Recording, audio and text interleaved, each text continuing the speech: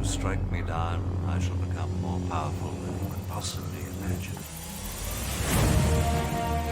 Welcome back, everybody. This is Bulldog here with video number 5 in our rule set guide series. Today we're going to look at Lost Magic. What are some tips when magic is not an option to help increase your win rate? Let's not waste any time. Let's jump in here.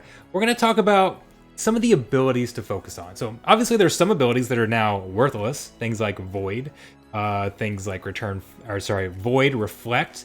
Those are now worthless, but there's a lot of abilities that gain value. So instead of talking about some key monsters, now we're gonna look at some battles after this, and I'll show you a few of my favorite monsters. But I want you guys to be able to take some of the concepts and apply that to what you have on your own roster, what's available at your own league.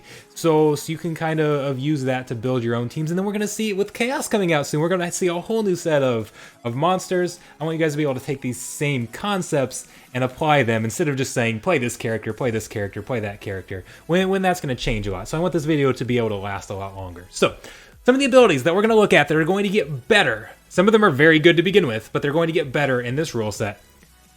First up is Shield, Headwinds, and Demoralize. So I've kind of grouped these into similar concepts here. This is decreasing damage. Shield cuts ranged and melee damage in half. Since we don't have magic damage, that's the only type of damage there is. So it's going to cut that damage in half. Great way to mitigate some damage. Headwinds decreases range damage. Demoralize decreases melee damage. That's pretty straightforward, right? Those are more valuable because you're more likely to see melee than you were before. You're more likely to see range than you were before. And those are the only two you get. Second line here is all about armor. Since you can only see melee or range damage, armor is going to be more valuable. Magic hits under armor, usually. Magic usually goes underneath the armor, so magic damage can make armor worthless. You don't have this here. Everything has to go through armor. Protect increases your armor by 2. Rust decreases your opponent's armor by 2. So kind of opposites there. Repair is like it's like a heal, but for armor. It's going to restore some armor for the I believe it's the monster that's lost the most amount of armor. So it doesn't even have to be your tank. You can be any monster on your side, and that can make it valuable as well. Sometimes that hurts because it doesn't always repair the one that you want, but it can, more often than not, that's helpful. And then, I mean, it's always helpful. It's just the degree of help. Shatter on hit will destroy all remaining armor, and piercing will hit through armor. So normally if you have 3 attack and the opponent has 1 armor, your 3 attack will take off that 1 armor and nothing else. With piercing, it will go through the armor, and your 3 attack will do 1 damage to the armor and then another 2 damage to the health. So it goes through that armor so you don't lose any damage. So that can be pretty valuable. And this is one of the big focuses here, is how you can get up as much armor as possible or remove some of that armor from the other side, because it can be a big deal. And especially if your opponent doesn't have piercing, being able to repair some of this armor can be huge, because okay, if you have a big hit, you're doing 5 or 6 damage or something like that, and you go up against somebody that keeps repairing themselves, and it's like, okay, they repair their 2 armor, and then you hit 6 damage against it, but it only does that 2 damage because you don't have piercing or anything. And you get that big hit and then you waste it all, and then it gets repaired again and you waste it all again. So having up this armor and this repair and that type of thing can be extremely hard to get through. So the other thing that is even bigger when we don't have magic on the field is dodge. So obviously magic attack cannot usually be dodged, but melee and range typically can, unless you have something like True Strike, which is that's one of Kitty's abilities that grants to everybody. But True Strike prevents you from being dodged, your attacks from being dodged. So that can be helpful. But if that's not up there, or if there's a rule set where you can't be dodged, melee and range can't be dodged, I think is what it says. And that could be paired with this rule set. So unless there's something like that, pretty much all the attacks are going to be able to be dodged. So increasing your dodge chance with dodge, with blind, with flying, those can be very, very helpful. By the way, a common question is, how do you calculate dodge chance? The calculation for dodge chance is speed differential. So if you have 5 speed differential times 10%. So if you have a 5-speed versus a 3-speed, there's going to be a 20% dodge chance. And there's no negative dodge chance there. So if the monster being attacked is 6 speeds slower, they don't have like negative 60% dodge chance to mitigate some dodge or flying or some other thing like that. It stops at 0. Hopefully I didn't just confuse you by answering a less common question. But speed differential times 10%. Blind gives 15% dodge chance. Dodge gives 25% dodge chance. And flying gives 25% dodge chance if the opponent doesn't have flying as well. And you add those all together. They don't get multiplied. You add them up all together. And yes, you can have 100% dodge chance. If there is a 5-speed differential up against and the one monster has dodge and flying, that's 100%. You can't be hit. Yes, it's possible to get a 100% dodge chance. So there's a long-winded way of saying dodge is more important than normal. So these abilities are very effective. So then at the bottom we have Thorns, Retaliate, Return Fire. This is a way to send damage back to opponents that hit you. Thorns is melee damage. Retaliate is melee versus melee. Return Fire is sending back range damage. Those are all very, very effective. You could actually add Backfire onto this list, kind of combining the two bottom ones there, and get some return damage in that way as well. So these are kind of the things you want to look at. These things are going to be more important than normal. So focusing on cards that have these abilities are going to give you more bang for their buck than they normally would. And some of my favorite summoners are going to take advantage of this. So Deep Swimmer is a summoner I absolutely love in this one. Adds 2 armor for everybody. We know why that's good. Return Fire and Blind. So very, very solid. Really destroys a ranged team on the other side. Very effective against melee as well. And then Chanceus is another one that I didn't even mention Resurrect. I could put Resurrect in here on a category all on its own. Chanceus has Resurrect. There are some other cards that have Resurrect. When a character is revived, they're revived with 1 health and all of their armor.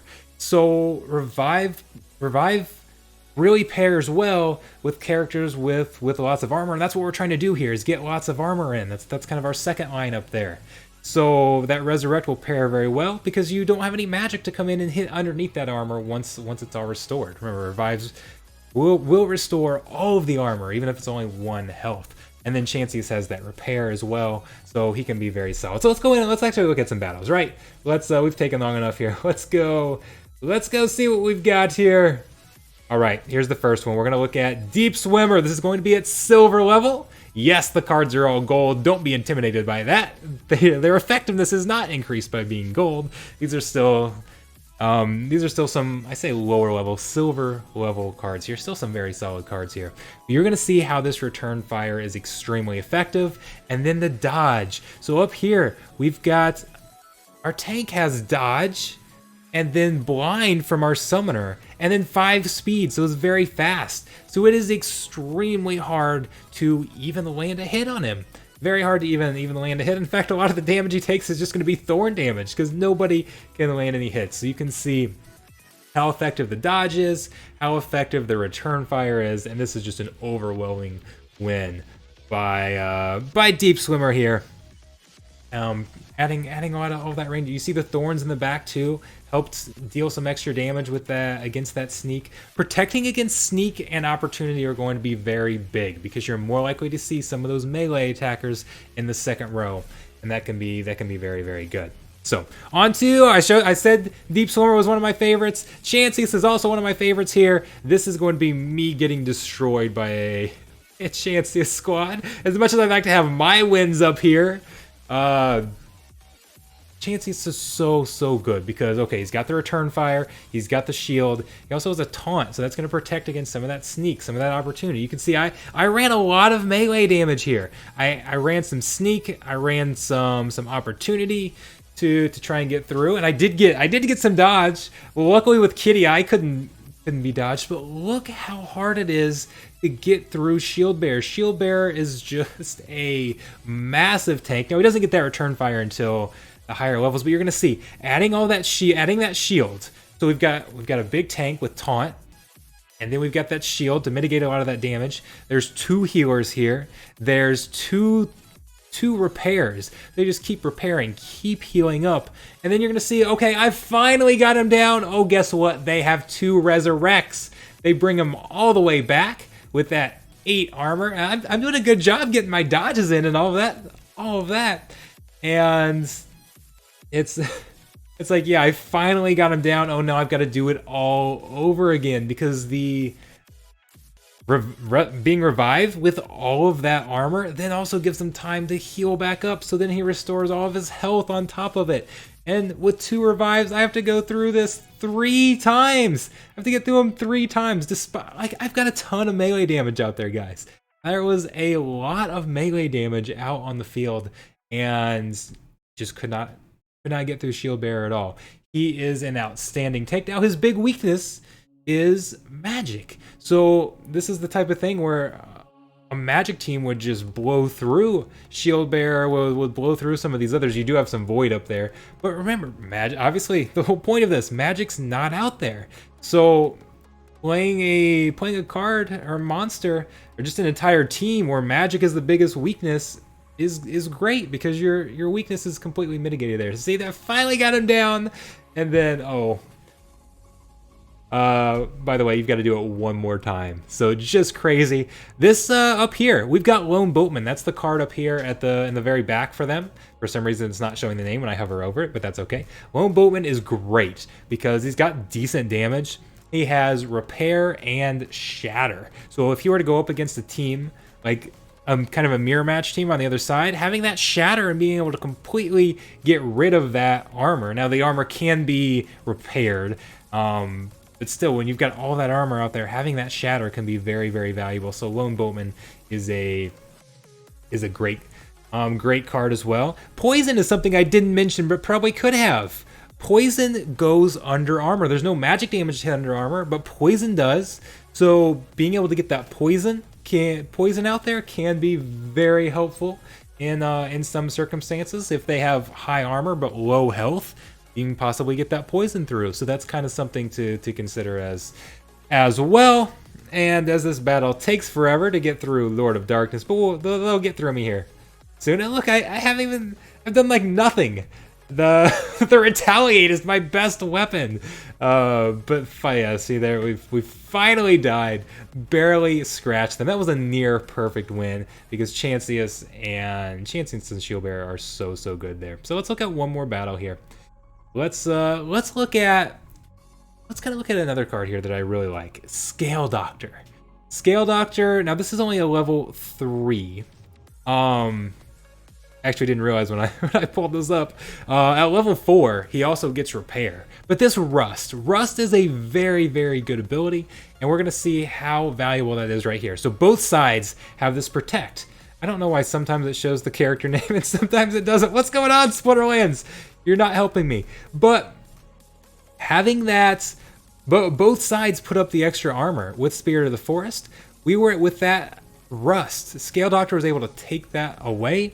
And that was a big deal in allowing us to get to the top, to get through some of these characters on the bottom a little bit quicker. Because you saw the Dragon Jumpers kind of exchanging blows there. Because we had armor on one and not the other. The one with the armor gone was more vulnerable, was out first, and that was a big difference. And you also, when Rust is out there, if you eliminate all of that armor, you now can't have the repair going on. So here we don't necessarily have the repair, but that can be very big. If there's any repair on the field, just having one armor out there can be very beneficial, just so you can have the one armor to repair. Having that Rust and being able to take everything away can also eliminate the benefit of repair. So that's you don't necessarily see that in this battle here, but Rust is one of the most underrated abilities in the game, in my opinion. Rust is something that I really like. So we could show a ton more battles here. There are a lot of different examples you can look at, a lot of different cards that can provide a lot of value. But hopefully you've kind of seen some of the strategies, and I'm not gonna just run through battles all day necessarily, but I think this was kind of a good look at some of the overall strategies that you guys can go look at. As we'll put these back up here so you can see them one last time. Some cards that you can focus on.